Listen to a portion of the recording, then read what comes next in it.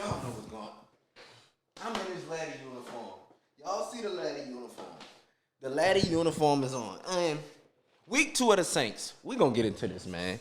It was a crazy wild game, defensive game, a big brawl, but Tampa Bay comes out with the win 20-10 against the New Orleans Saints. And we have a lot to talk about on this game, but we're gonna first start off with the defenses. I have to give both defenses a round of applause because they played a spectacular game. Both sides, I have to be objective about that. That was good defense throughout the whole game for both teams. A couple plays flipped the whole game, but we're gonna get into that. And the first thing I want to get to is I have to keep the same energy because last week I came on talking about this. Jameis Winston leading the comeback, getting it in, hitting on all cylinders in the fourth quarter last week against the Atlanta Falcons. So I have to give the just due when he throws 3 interceptions in the next game, even though I'm going to break these interceptions down. But 3 interceptions for Jameis Winston. And let's break them down right now. Let's get them out of the way.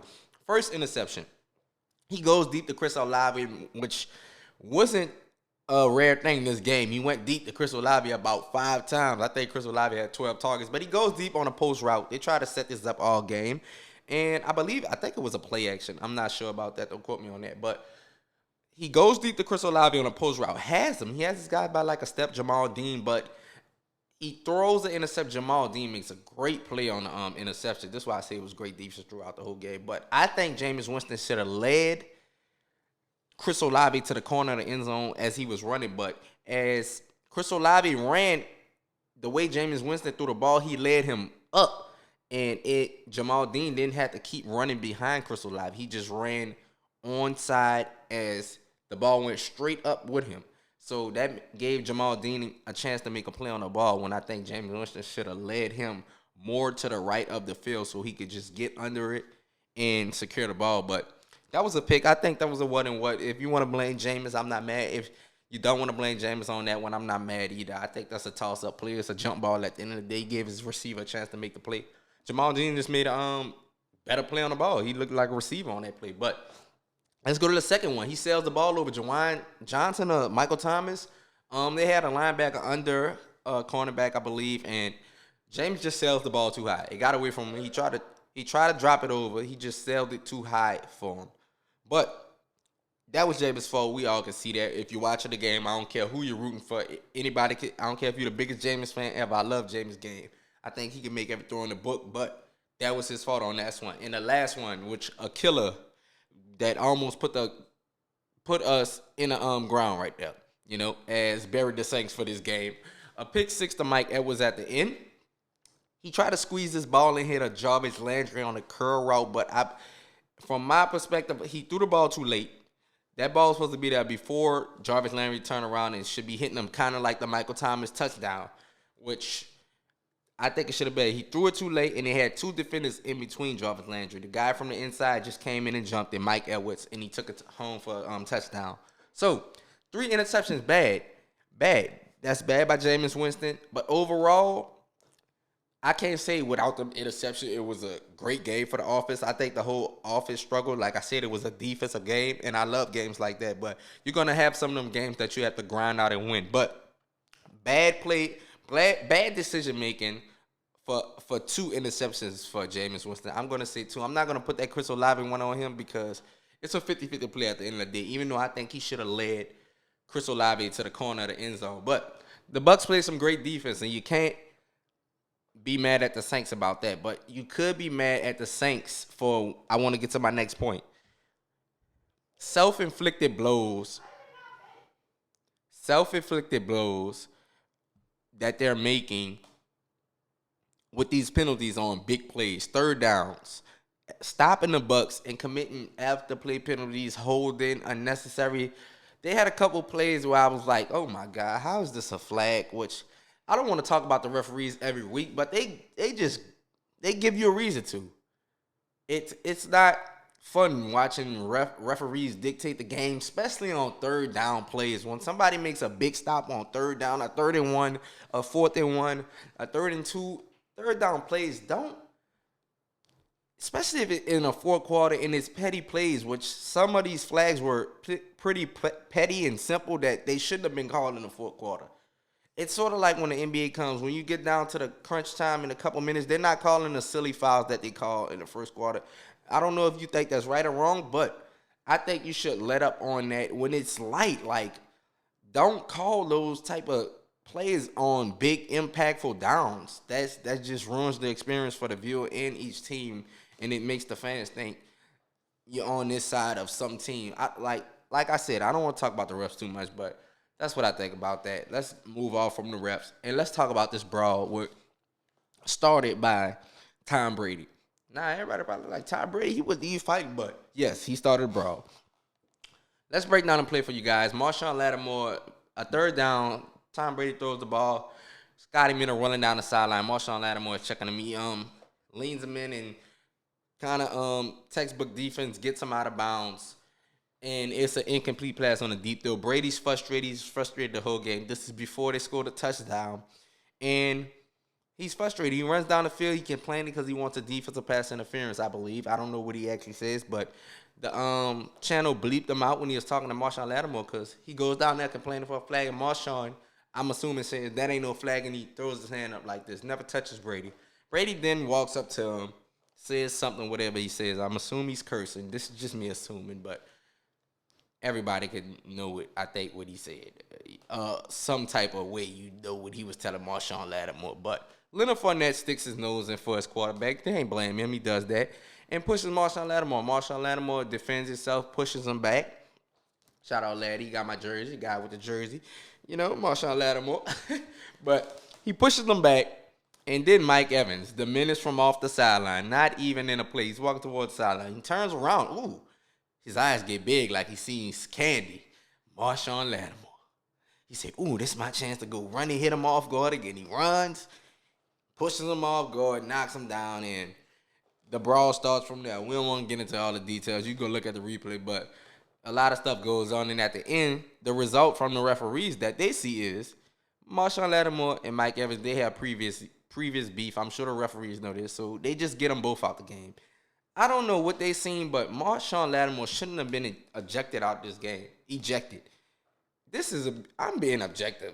Even though I'm a Saints fan, Saints supporter, I'm not being biased on this one. You could ask anybody from any other team, a Tampa Bay Buccaneer fan, they should say, I'm sure they will say Marshawn Lattimore shouldn't be ejected. He didn't do anything.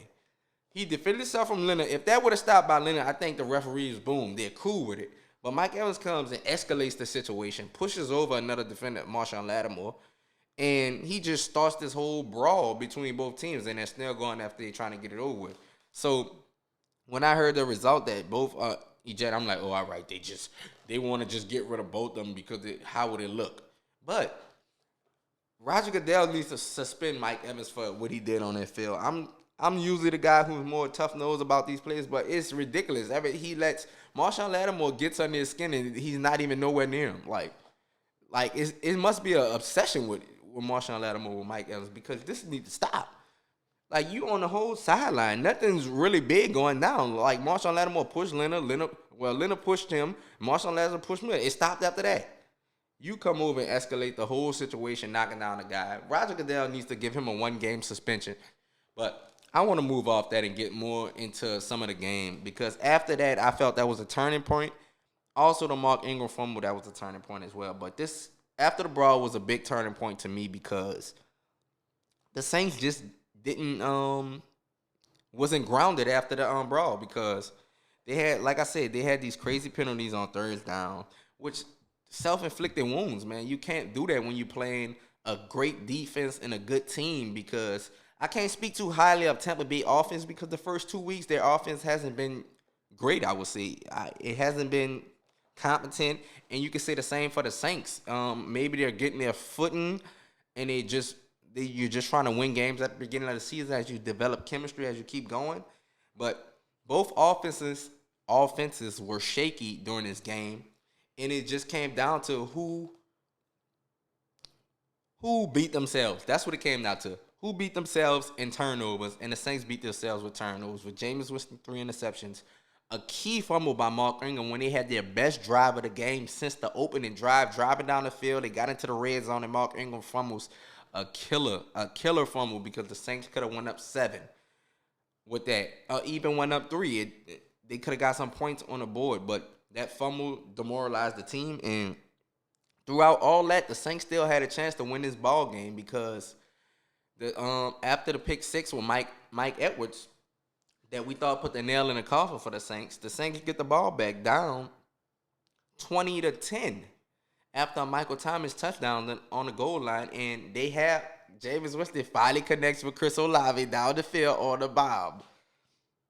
And a bomb means he goes deep down the sideline from inside our own 15, and he connects. But the trick about it, he connects, and Chris Olave catches, extends, and as he takes his steps down, he comes down, hits the ground, and fumbles without being touched, and Carlton Davis picks up the fumble, and you pretty much can say that's the end of the game. And the game ends at 20-10. But my takeaways from this game is both defenses were great. I have to say that again. I'm looking forward to this matchup down the line this season again because I know that the just the tenacity is going to be there from both teams. But this was a great game. I believe the game was going to be 27-21. I knew it was going to be a brawl, but I thought we were going to put more points on the board. But it's okay. Great game overall. I'm not too mad. Just kind of mad about certain things of the game. The offensive line improved pretty much. We have to do a better job of picking up blitzes and realizing when the blitz is coming. We did pretty good of that, I think, the first 3 quarters. But since we got pretty pass heavy in the fourth quarter when we got down, I think that Ty Bowles just let loose on the blitzes, just sending Devin White and more Levante David in there. I love them linebackers. But overall, my takeaways. Take care of the ball more next week against the Carolina Panthers. We got another rival, another division game next week. Take care of the ball more. No more silly penalties. Please, no more self-inflicted wounds. And we'll see if Alvin Kamara gets back. And we can get that running our screen game and dump offs better with Alvin Kamara because he's amazing at running the ball after the catch, yards after the catch. So I think that will help Jameis Winston as well as when he's checking it down. But I think overall he did a great job other than the interceptions. If you want to put that 2 automatic goals on him for the overthrow and trying to squeeze it between 2 defenders. But the first one, like I said, is 50-50. You could choose it if you want. It's up to you. I don't mind. But I have to say, Tom Brady, the Saints, you got this win, but the Saints play you tough, man. You got to admit it. And if you don't want to say this, Tom Brady started this brawl, but he slid it out of there. He started the brawl and slid it out of there. Like, it's funny, man, but it's okay. Saints lose 20-10. And let me read off a couple stats to you guys so you can realize how close this game was. Total yards by Tampa Bay. Keep in mind, the Saints had some mop-up yards at the end of the game, but keep in mind of this. 260 total yards for Tampa Bay. 308 for the Saints. Passing yards for Tampa Bay, 188. Passing yards for the Saints, 206. Rushing yards, 72. The Saints rushing yards, 102. And keep in mind, they got away from this when they got down. And look at the score chart. The Saints scored 3 in the first quarter. The Tampa Bay doesn't score the whole first half. They scored 3 in the third quarter. Ties it up. And they scored 17 points in the fourth. Remember that. 17 points in the fourth quarter, and this is off turnovers by Jameis Winston. 1 pick six, that's 7 points. Another pick which led to a touchdown. Down in Saints field position. So turnovers was the key to this game. I don't take too much away from this game because I think the Saints looked solid other than the turnovers. But like I said, Roger Goodell, Mike Evans deserves a suspension for what happened. Great game, great defensive game. I'm looking forward to see what the Saints does next week with the offensive game plan because the offense back-to-back weeks have been pretty stagnant over the course of the game. So I'm looking to see a pretty more free-flowing offense and get a little bit more creative with the play calls. And I would like to see Deontay Hardy more involved in the offensive game plan. I know we have Chris Olave, Jarvis Landry, Michael Thomas, but I would like to see him get some more touches. Maybe it's on some jailbreak screens, jet sweeps, or some deep balls. I would like to see him get more involved in the game plan. So that's what I would like to see. Once again, Saints post-game recap. But you're one and only. The Saints are 1-1. I'm 1-1 with my picks. I know y'all thinking I'm gonna pick the Saints every week, but I'm not. You know, we gonna have some more decorations for y'all. Like I said, Saints jersey, Lattimore. It's crazy that I got a Lattimore jersey, and look what happens. He get to the fight the week I have his jersey, even though he got in a little scrap last week with Atlanta Falcons receiver. But like I said, Saints post game recap. How y'all feel about the game? And we got Carolina next week, another division game. 3 division games in a row. We trying to settle the division at the beginning of the season, right? But it's okay. New Orleans Saints week 2. We took an L. Let's be back next week, and let's be better.